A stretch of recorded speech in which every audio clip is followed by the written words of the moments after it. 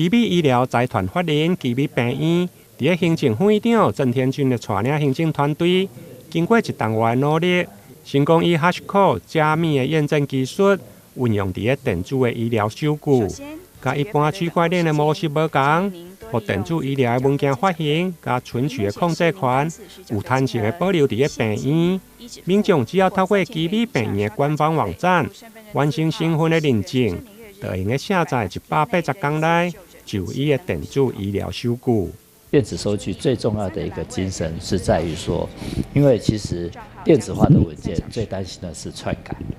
因为我们收据出去了以后，其实过去也发生过少数我们的收据被改成了其他的方式。那所以我们电子收据我们这次的一个最重要的一个过程，就是拿到电子收据的这个档案，我们可以透过我们跟成大的联庭公司合作的一个有一点像区块链的一个作业，只要这个档案去验证，就可以知道说这个收据的这个档案目前是不是正确的，是不是及时的哈？就是说，因为我们有时候收据还是会更动，所以有些收据如果已经更动过，我们也会跟在这个验证的过程当中，我们也会提供给民众来了解说这个收据可能已经被更动过。那这个就是说。